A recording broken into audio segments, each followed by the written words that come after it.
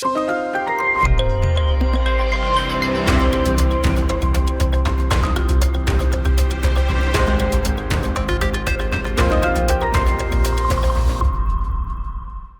we are sitting here today, this afternoon, with former City of San Antonio Councilman Clayton Perry, one of nearly 30 candidates running to succeed Mayor Ron Nirenberg this year. Mr. Perry, how are you doing today, sir? I am doing great. In fact, I'm doing so great that I'm running for mayor of San Antonio. That's what I always say to people when they're asking me, "How are you doing, Clayton?" Well, I'm doing great. I'm doing great.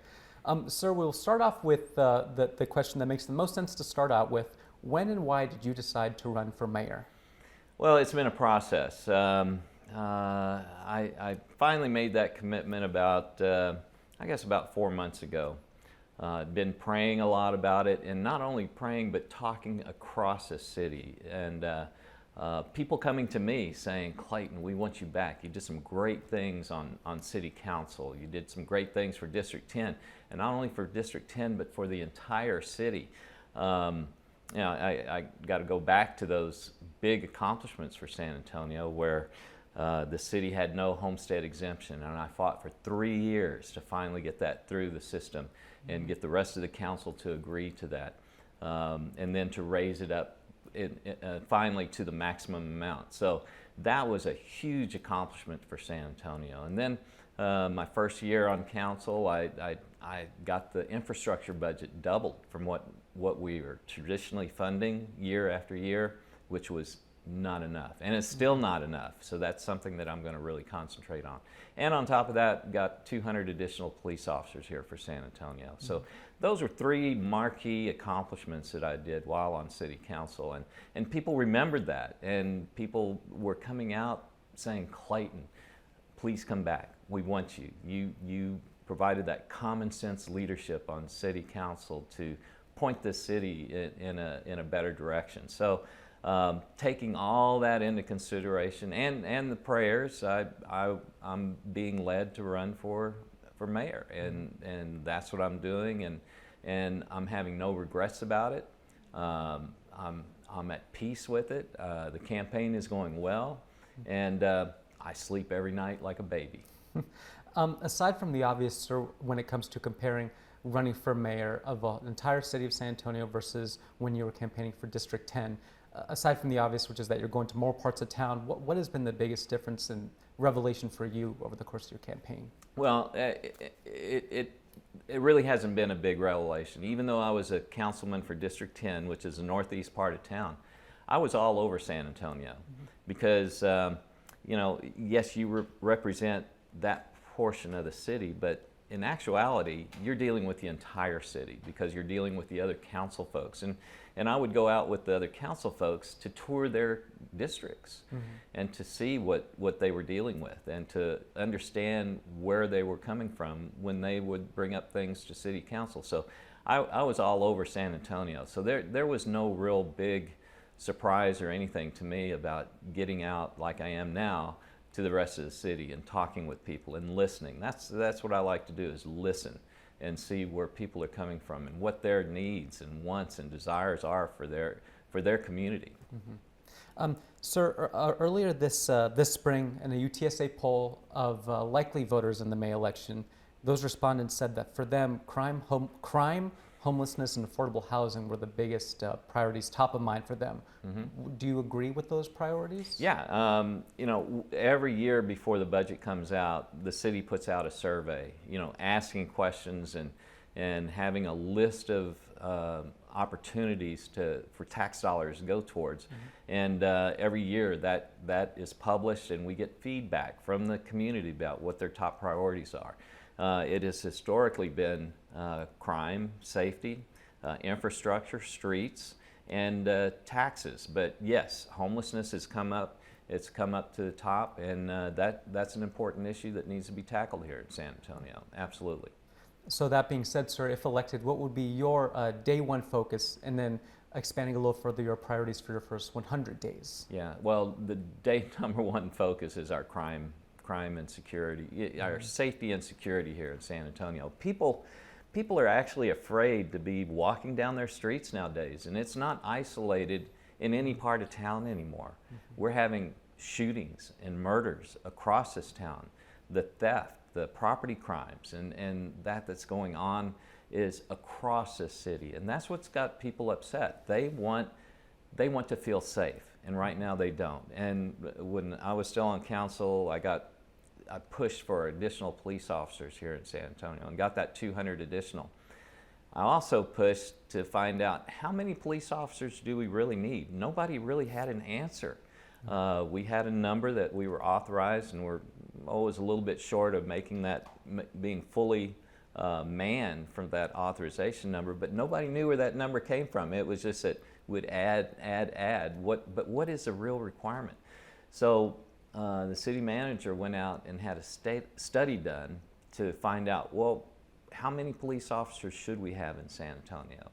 And looking at all the data, crime statistics, the response times, comparing with other cities, taking in all of those data points and taking a look at it. And lo and behold, it showed that we were still 350 authorizations short.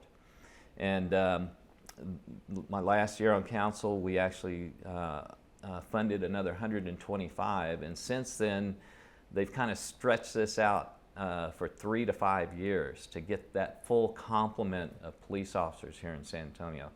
And I'm saying, no. That's the number one thing that we're responsible for, is the safety of our citizens here.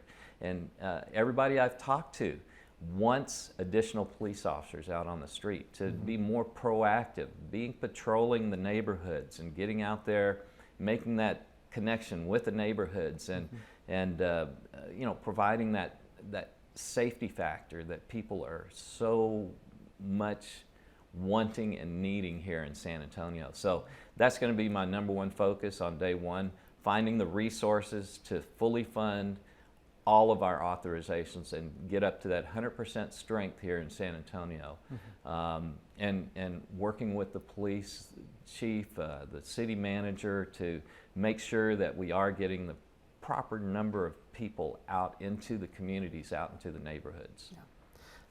San Antonio, sir, is kind of in a bit of certainly a growth and expansion stage when it comes to the evolution, the story of the city, right, with the expansion of the airport, the ongoing Alamo grounds makeover, and the pending debut of the museum there, the ongoing talks about what the downtown district will look like, the talks to bring the Spurs Arena there. Curious about your perspective on this, coming from a formal civil engineer with the Air Force. What's your perspective on all that growth? Is the city approaching it the right way, and how would you facilitate those particular ongoing projects if elected? Yeah, number one, the projects that are already broken ground, they're moving forward, absolutely we need to support those. Airport expansion is a good example of that. And it's all, that money is fenced. It's not taxpayer money going to that particular project. Downtown, the Alamo. I don't know if you remember, but that came up my first year on council, the reimagination of the Alamo. Right. And it was some really far out ideas that was said, okay, this is what we're going to do, like fencing off the whole plaza down there, lowering the ground level by 3 feet, relocating the cenotaph. Guess who voted against that?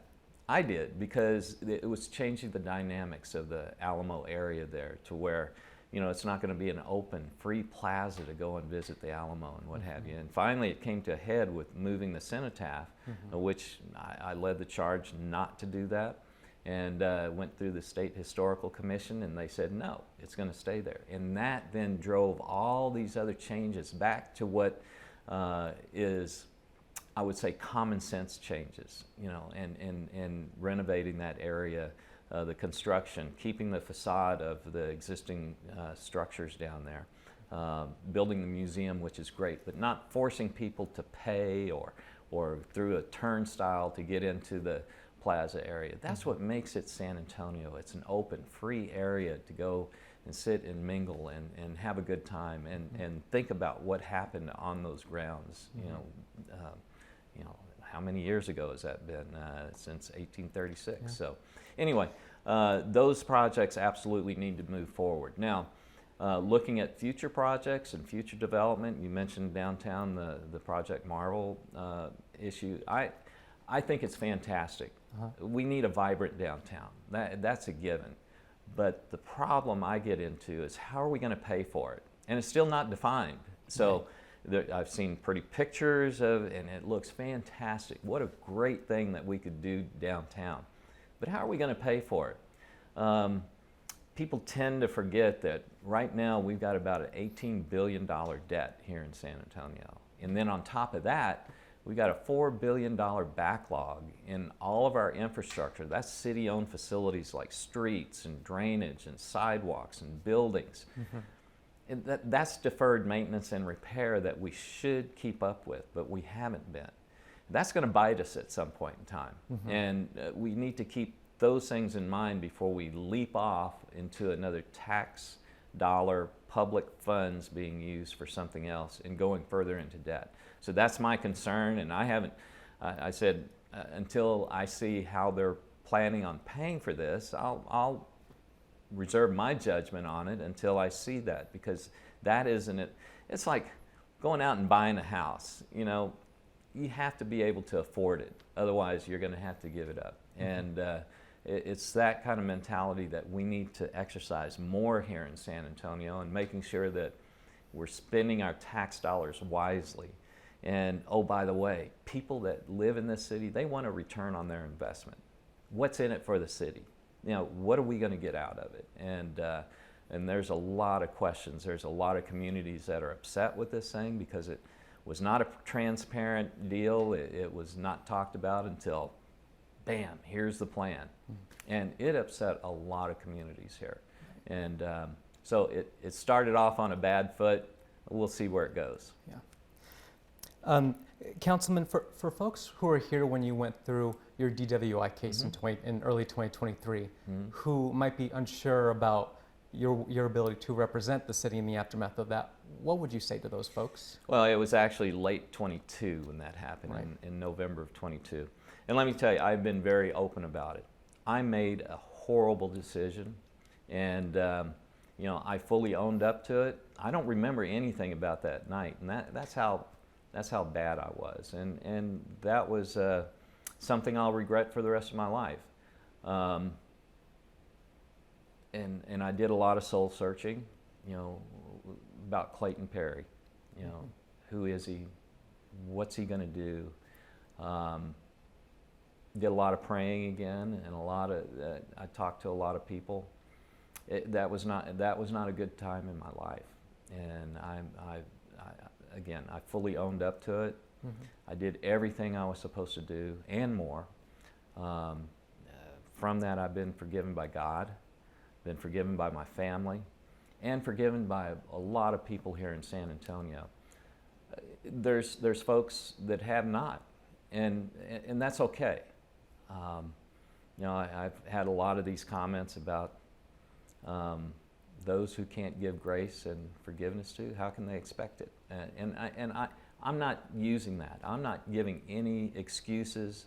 I've owned up to it, and I've been very open about it, because what I look at is, if I can relay how bad this was and how badly it affected my life, maybe there's one other person here in San Antonio that would think about drinking and driving and getting into this situation, and I will consider that a success if I could just convince one person here in San Antonio. And let me tell you, this is a problem here in San Antonio, and there's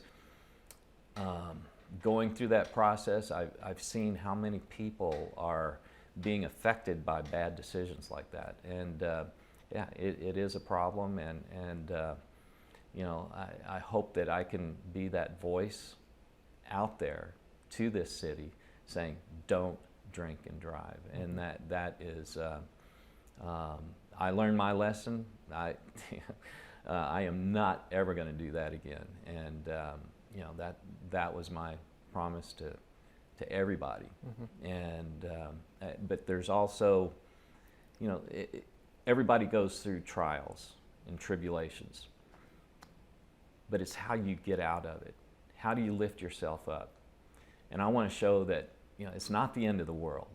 You can lift yourself up. You can make changes. You can be a productive member of society. And that's what I want to represent and show people, that it's not the end of the world. It's not the end of anything. It's a learning lesson, and you have to learn from your bad decisions and mistakes, and you move on.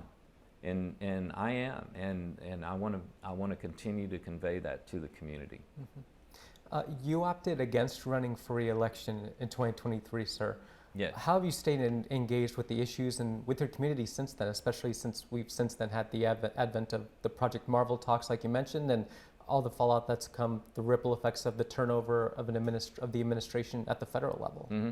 Well, I elected to finish out my term. I took a leave of absence there for a while. Mm-hmm. Like I said, I did everything I was supposed to do. I owned up to it. But I came back to City Council because I was elected, and that's what people expected me to do. So I fulfilled my promise of being there, doing what I needed to be doing, and representing District 10 in the city. Okay. Now, having said that, when it came time to run again for this next 2-year stint, I looked at it and I said, Clayton, is that the right thing to do? There'd probably be a lot of people, a lot of politicians that would say, nah, set that to the side. I'm going to run again. I'm going to continue.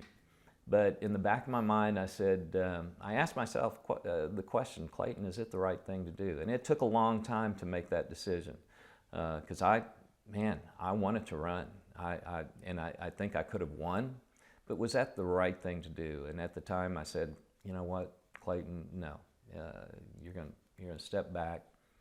I supported Mark White, and I'm not going to run again. So I did not run for that last term.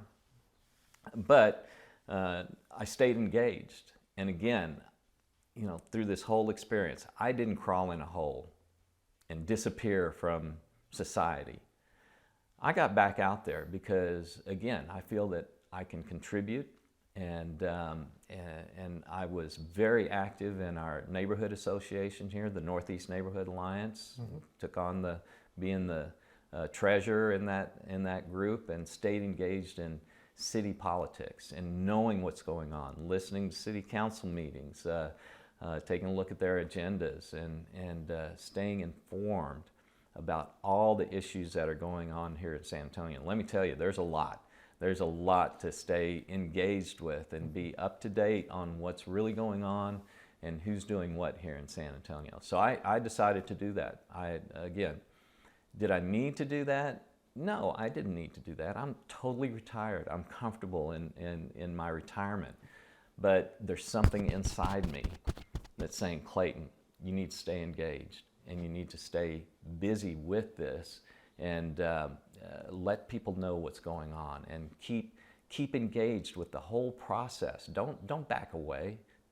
Stay with it and let people know what's going on. And so that's what I've done. And I've been very engaged in a number of different organizations, and that's just me. I look back at my entire life. I've been a public servant my whole life, mm-hmm. and I guess that's just ingrained in me that I can't step back and let other people do it. I mean, you can't complain about stuff unless you're out there, working to change things. Mm-hmm. And so that's what I'm doing. And I'm happy doing that. Does everybody agree with me? Absolutely not.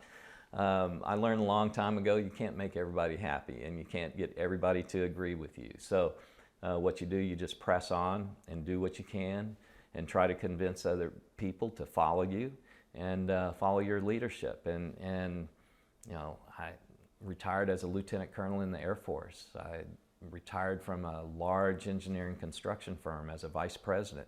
You don't get into those leadership positions without showing that leadership ability and moving an organization or people forward in the right direction. Mm-hmm.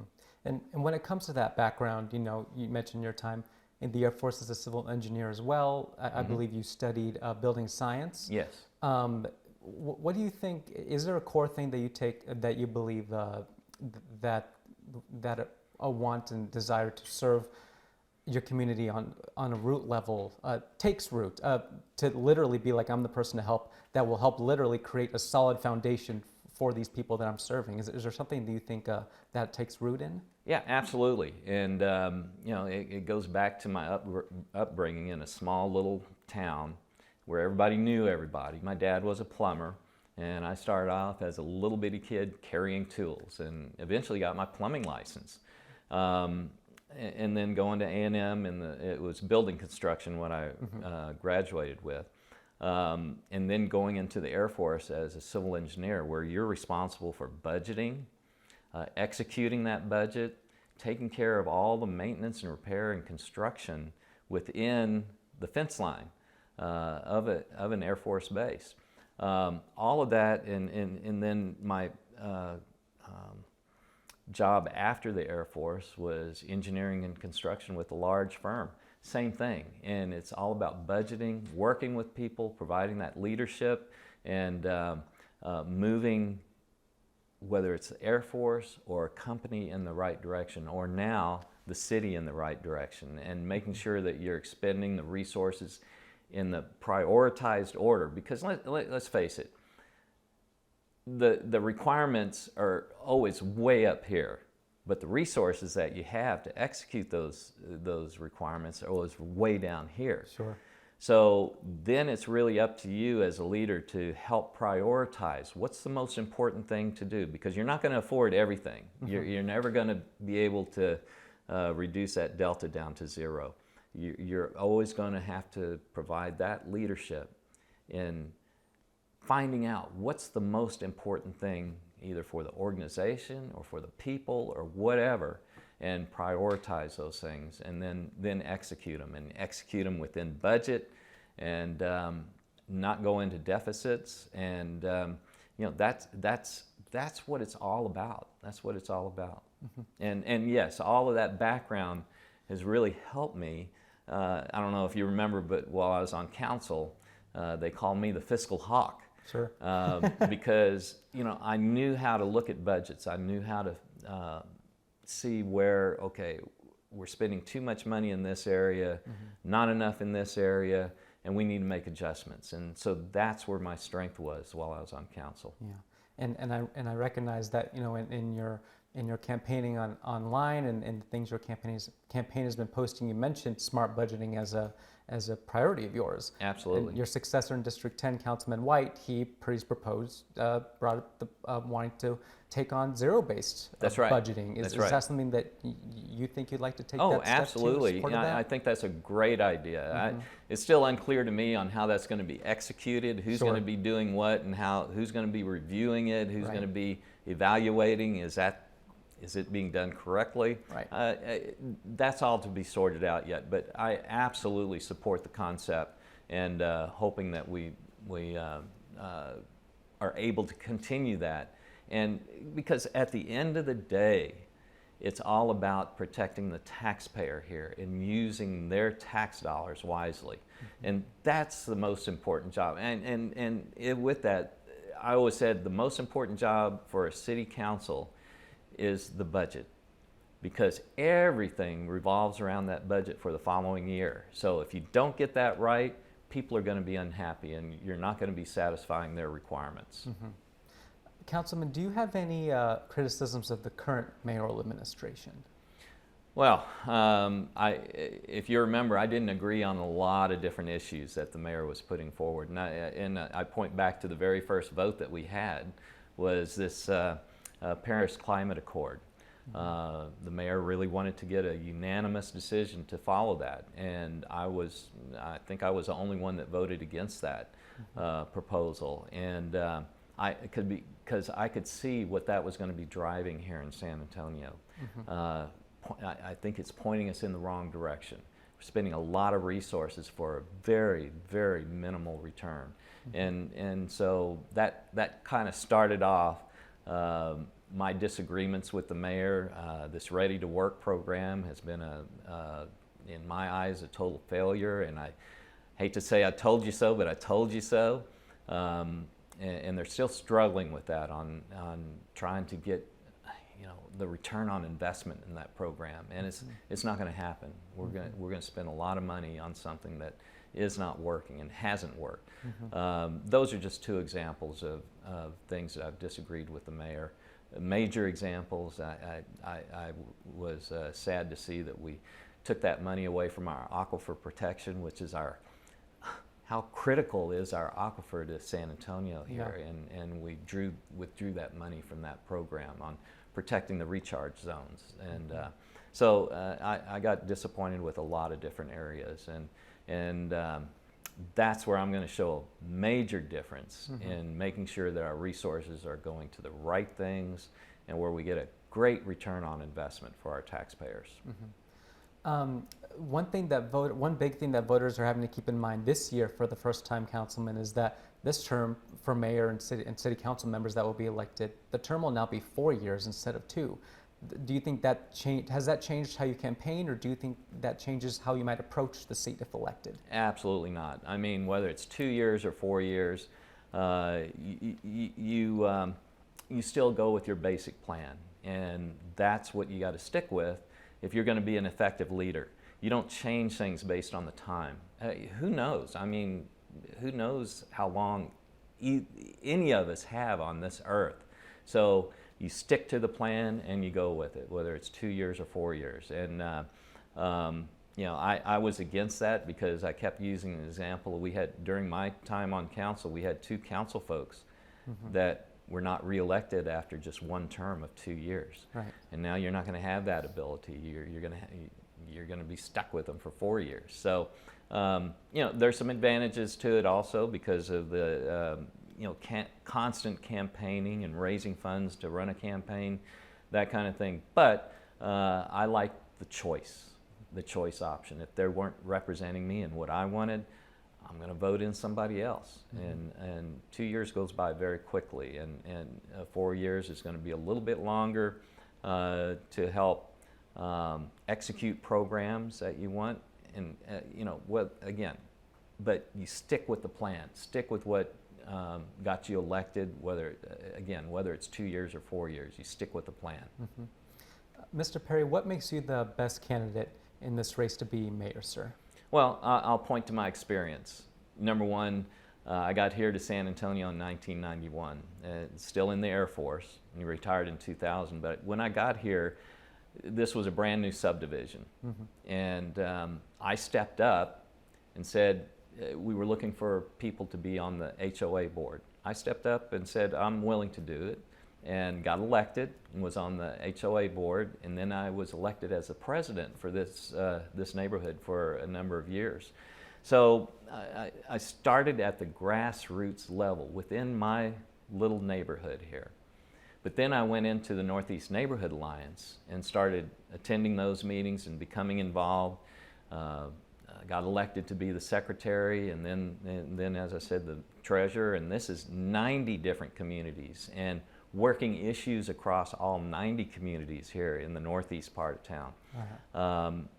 And then I sat on several city boards and commissions, which were very important because I learned the bureaucracy, I learned people and what they did, and was able to navigate the city bureaucracy.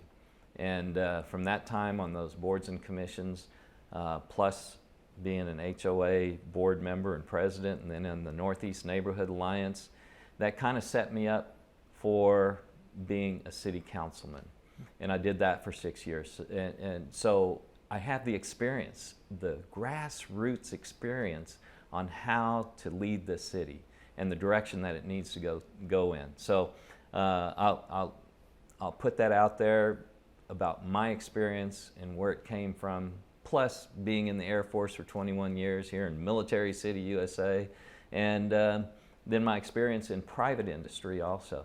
So I will compare my experience to anybody that's running for mayor here in San Antonio. And then my time on council, as I said, I got comments constantly from across the community saying, Clayton, you're the only one that has any common sense up there on that stage. And so I look at that, I say, well, the experience and common sense leadership is what we really need here for the mayor of San Antonio, and that's what I have. Sir, that's all the questions I had. Is there anything else that you'd like to add that maybe I didn't ask about that you'd like voters to know? Well, one part that I left out in this whole thing, I'm proud of my accomplishments. I'm not proud of some of my decisions in the past, and I have worked through those. And I'm moving forward in the future. I'm looking to the future. But one thing that I left out that a lot of people don't know, when I got here to San Antonio in 1991, I was newly divorced. My ex stayed in Germany because we were coming from Europe, and I took on the responsibility to raise 3 little kids. They were all in elementary school, and got them all the way through elementary school, all the way through high school, got them all into college, and got them all graduated through college, and they're all successful. And now I got 5 little grandkids. So I'm proud of all my accomplishments, but that's what I'm most proud of, is being a single parent. And I know there's a lot of other folks in that same situation, and I can say I struggled doing that, but if I had it all over to do again, I would do the same thing. I took on that responsibility, and they're, like I said, they're all successful, got 5 grandkids, and that's what I'm most proud of.